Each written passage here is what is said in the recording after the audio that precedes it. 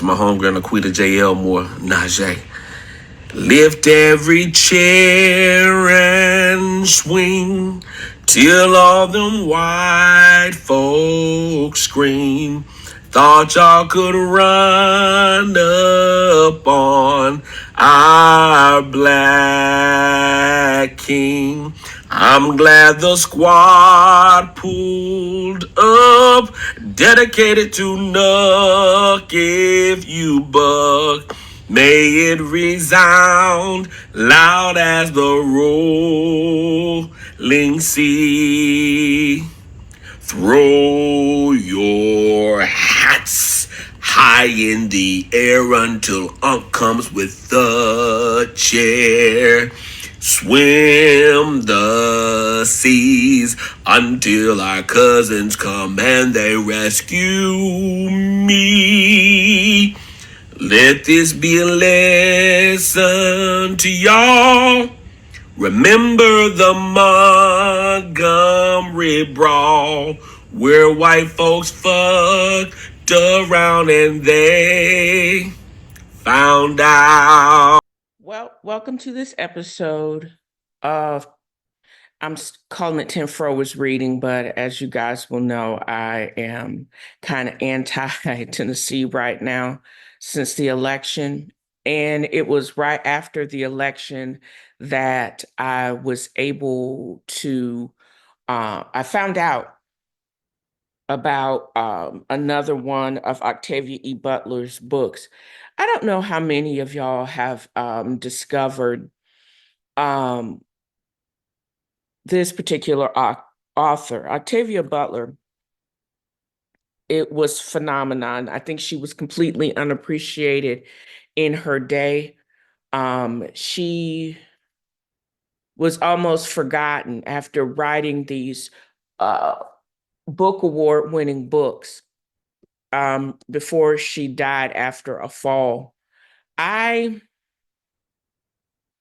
have always just been kind of sad uh, that I didn't discover her until I was able to, um, until I was absolutely able.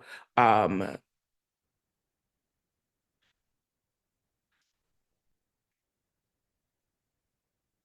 I was able to find out who she was. What is that? Because I'm no longer on X. I'm barely on Facebook these days. But there is a Blue Sky. I had just joined Blue Sky, and I was able. No problem, will do.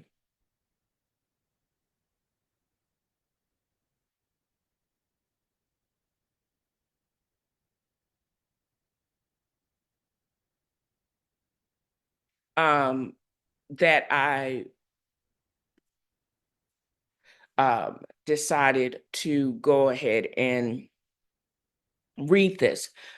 I stopped being on X because right after it was taken over by Elon Musk, it started getting, and he became a fervent Trump supporter. He has this crazy idea of recreating and populating the earth. I was very skeptical, and I was concerned that even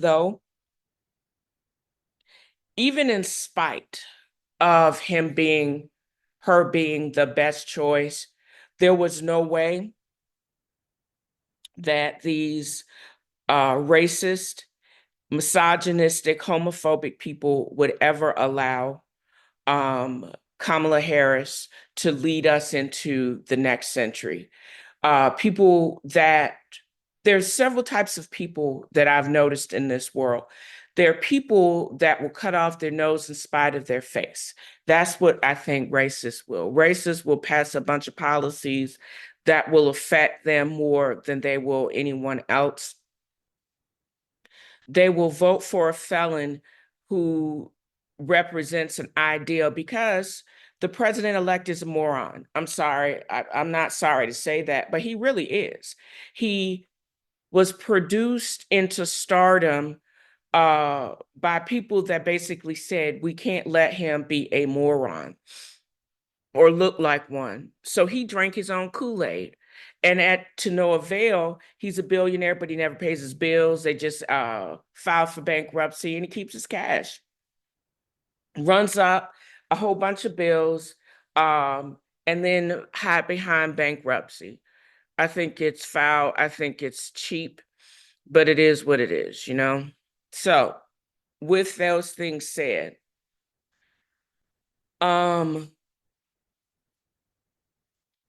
I was cruising through Blue Sky, and there are a lot of other creatives that have navigated or migrated to that platform. So a lot of us are still on Instagram. A lot of people are TikToking before they basically take that away. But I think the Democrats underutilize TikTok, and trying to get it banned was not the way to go. Um, but I think they lost the generation or type of people or creatives that use that not only as their way of communication, but also maximizing their influence to reach the masses. I think we may have missed the mark on that, but it did help to dox that fool that basically said, your body, my choice. He got his. I didn't think anybody could have predicted this election and just the overall angst of this year, as well as Octavia Butler. Parable of the Sower was actually dropped back in the early 90s. It was re-released with a new forward by the great LeVar Burton of Geordie of Kunta Kinte fame, Roots fame. And it is about, it starts out by a young child, what's this child's name? Lauren. They said back in the 60s, the families reclaimed their African heritage. They had just newly election in 2024 of a guy that said he was going to return America to its greatness. Okay.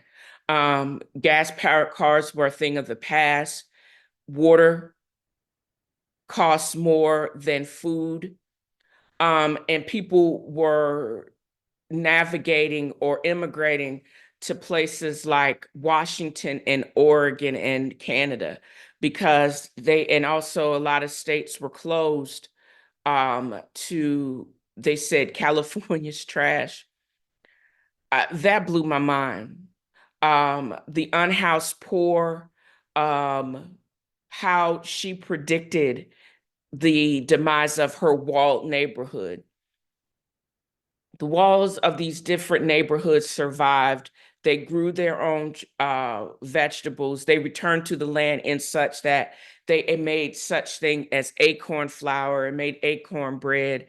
They grew their own fruit trees and had these gardens because, as I said, and then they paid for water.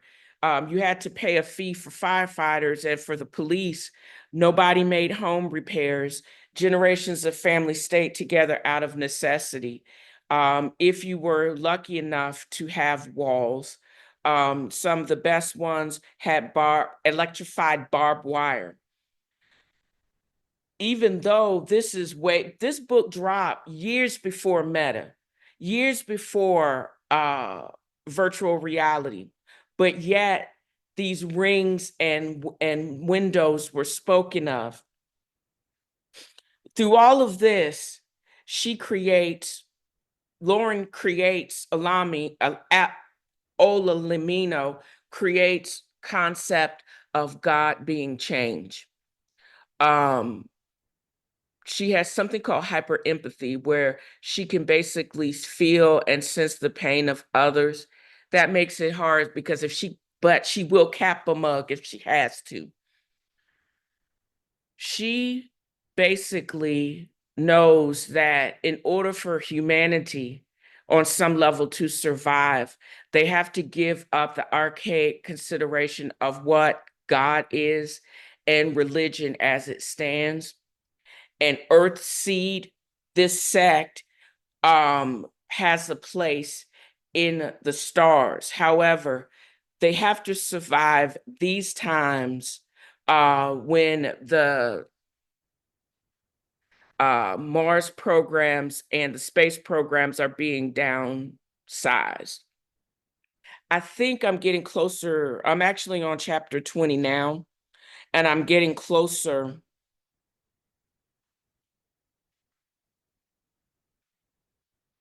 Getting closer to if they make it at least to Oregon, or did they end up in Seattle? Because if you look at the topography or geography, they still are technically rainforest, so they're still getting a lot of rain. Um, there's a part of it when she's like in 15 or 16 and it hadn't rained for like 6 years. And they have to pay a pretty penny when someone actually sets fire and actually rapes and kills one of the women, older women that lives closer to the wall. And then they set fire and they basically uh, use that as a cover to rob more houses. It seems like drug make these people set fires and go crazy. And they use their own addiction um, to be able to abuse and kill and scavenge. Kind of sounds like today's time. And this Morpeth, Christopher Morpeth Donner, yes, I thought first thing I thought was the Donner Party. But I was like, Donner, did she know Donald Trump was a figment of imagination? And I think he was a Democrat then. This is before again, this book dropped before The Apprentice. He was still not paying his taxes in New York at the time, throwing up buildings, and pretending to be wealthy when he was not wealthy. So, but this again, this presidential elect who did become elected to president promised to return the states to the good old days, but have policies and no clear idea how to do that. So in the meantime, roving bands of cracked out drug addicts and the seriously destitute poor, unhoused, are roaming and burning and pillaging and raping, etc. She basically came up with Earthseed when she was 15. It wasn't until she was after her father disappeared, because he and her stepmother did have good paying jobs. At his father had a good paying job at the university. However, he would stay there he stayed there overnight, but this time he came back and disappeared, and it was never found again. It was not too long after that that he the outside came in, where the walls and the barbed wire and the glass could not keep the roving band of what they call on pyro, the addicts, the painted faces. Couldn't keep the outside in. What they didn't take, they burned. And she and two other people in her neighborhood ran for their life. And she grabbed her emergency pack, came back and got what she could. They hid money and guns, etc. And she had to take off with them, and they just had an idea, the concept of heading north out of California. And they're now in where I stopped is in Salinas, and they were talking about towns that they run up against, and it was an earthquake that set off a new wave of scavenging and burning and pillaging. So they had to go there to resupply and also to go to these water stations to again clean up and pay for this water, clean off and fill up their canteens. And then they bought a rifle. And it's just, first, I said this is going to be bleak and hard to read. And God knows I have a lot to read between business law and accounting one. I'm with it. I got stuff to read, child.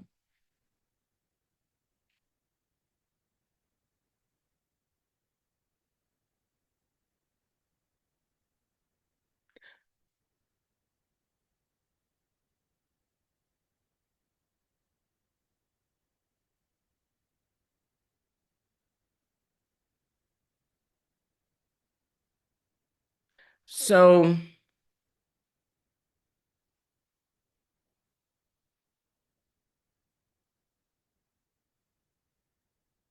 I don't know why you would be trying to contact me back in January. I love because as I said, I'm not on Facebook like that. And maybe he's trying to contact me about his mother and her breast cancer. However, you know, what I've learned in life and what I've gathered from this book, I think if it had been urgent, he would have tried to contact me through the same means, or they would have tried to contact me again. Um, because that was January, like over 12 months ago. If it had been that urgent, then he would, either one of them would have tried again. But since I'm really not on Facebook like that, I take messages and contact with a grain of salt. What I have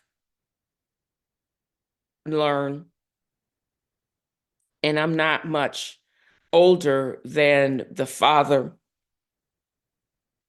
of the girl in this book, but sometimes you can't let people everybody in. You got to be very skeptical. She had hyper empathy. I don't know if I'm hyper empathic. I just know I'm very cynical. Um, Even family will can be your worst enemy. Um, I think Octavia Butler has demonstrated this multiple times. And for you to get over and to be able to survive, sometimes you got to let people go. One of the things I have learned from one of my cousins is if you really needed me, if it was a real emergency, you would contact me again. So it must not have been a real emergency. And I think that's the way I preserve my sanity. And I think that's the takeaway point. You have to be open to change. You have to be open to growth, but you can't grow if you have things like a whole, like crabs, like tentacles holding you back. If we are going to survive, there's certain steps we're going to have to do. We're going to have to be able to learn, be able to adapt, and to be able to be productive. Meat's going to get outrageous. If Don's meat market doesn't want me in his store, fine. If I can't get a pretty decent steak at Walmart because I can't shop at Walmart anymore because they want to live in their racist ways, fine.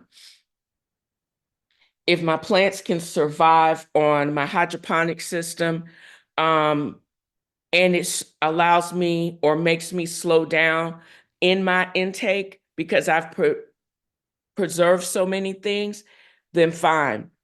Teach yourselves recipes, how to preserve, because that's the way the world is going to be.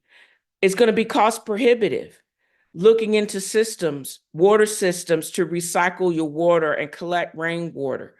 Um, how to if you're going to have a pool, making some, you may actually have to filter it to be able to use that water. Are things or will things become as bad as it is in this book? Probably, maybe. But desperate people do what desperate, wild things. I don't think people are satisfied with just chaos and going the opposite way. There are some people like the painted faces in Octavia Butler's book. They're not just, they're not, their whole goal in life is not to help anyone, but only to satisfy their own basic needs, to destroy and to burn. And that's basically it. But there's so many themes that I think I probably will explore in later sessions. I want you to tell me your favorite. I want you to write to me in the comments to tell me some of your favorite takes and some of your favorite uh, lines from the book. I'm going to leave you with this one because this is, as I said, I got to chapter 20. God is neither good nor evil, neither loving nor hating. God is power, God is change. We must find the rest of what we need within ourselves, in one another, in our destiny. And that's where I'm going to leave you. Octavia E. Butler, Parable of the Sower. Join me next time as I explore these and other themes. And thank you for your support.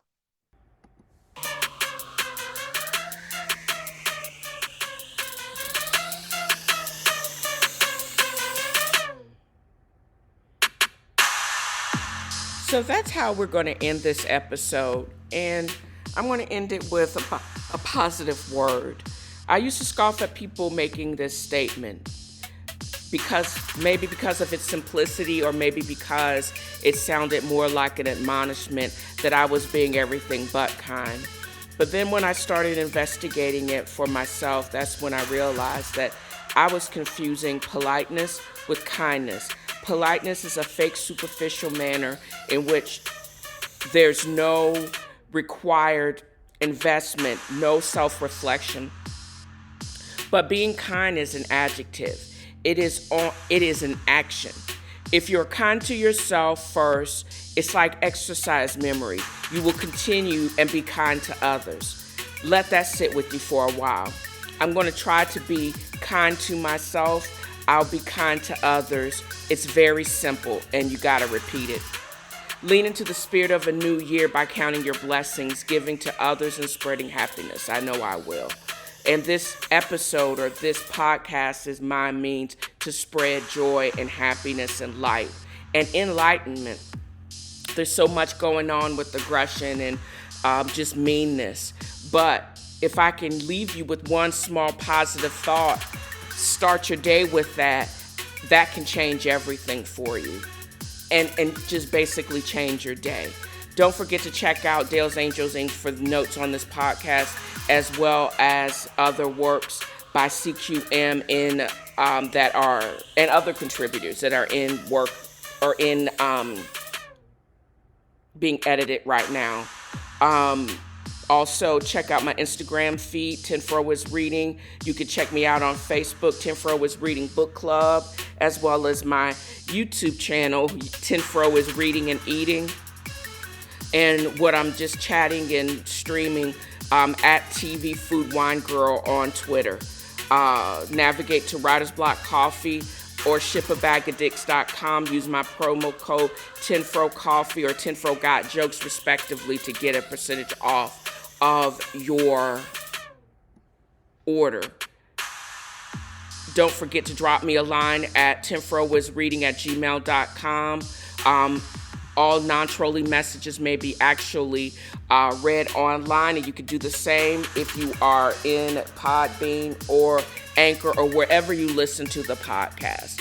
And again, shedding light and positivity. And I hope you guys enjoyed this episode as much as I've enjoyed creating it. Until next time, bye.